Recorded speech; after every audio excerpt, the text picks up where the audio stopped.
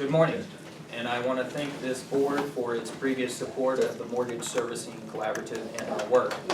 Since its inception in 2017, the Mortgage Servicing Collaborative has met 4 times in Washington, D.C.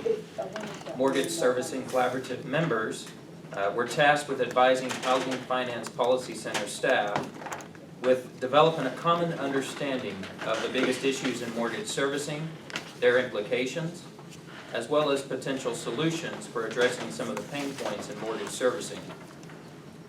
As this board knows, the Mortgage Servicing Collaborative required just under $1 million in funding and roughly 18 months of project time in order to complete our initial phase of research objectives. I'm very pleased to say that we met the majority of our research objectives under budget and on time.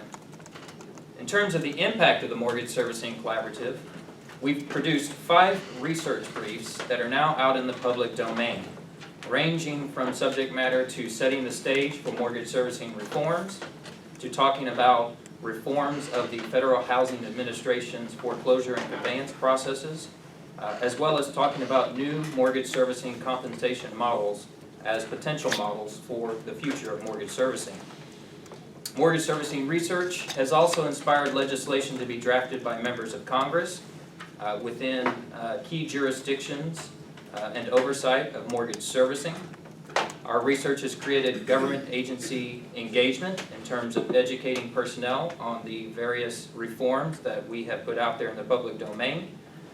And there's also a considerable uptick or increase in mortgage servicing news related to the work that we have done and the research and recommendations that we have produced.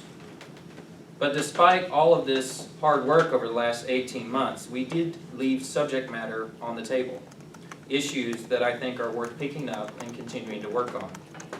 Therefore, I am proposing to this board a new phase, or phase 2, as I am calling it, of the Mortgage Servicing Collaborative to address an important and glaring issue that we did leave on the table, which is the role of financial technology in the mortgage servicing process.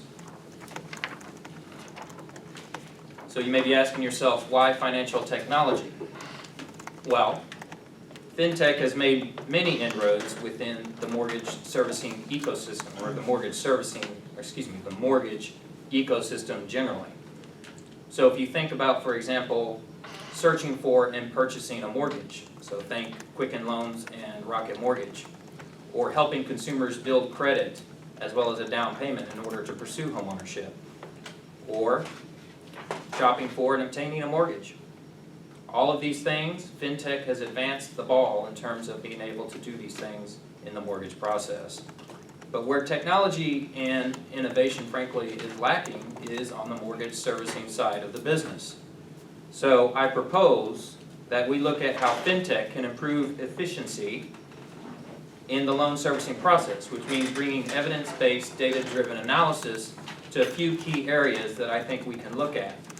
For example, how can we automate manual servicing functions to improve efficiency and accuracy and speed in the mortgage servicing process? What can we do to reduce costs for mortgage servicers, which also creates a barrier for accessing credit for low and middle income borrowers? And let's take a look at expanding consumer access to information pertaining to their mortgage. For example, the ability to look at your escrow or your tax information right at your fingertips. So my proposed phase 2 of the Mortgage Servicing Collaborative will require approximately $250,000 in additional funding, and I think support a project timeline of probably 12 to 24 months of work. So I respectfully request that this board approve and allocate the requested funding amount for us to proceed with phase 2 of this project under my leadership. So ladies and gentlemen, it is my pleasure to present this request to all of you, and I'm happy to answer any questions that you all may have. Thank you. Very nice.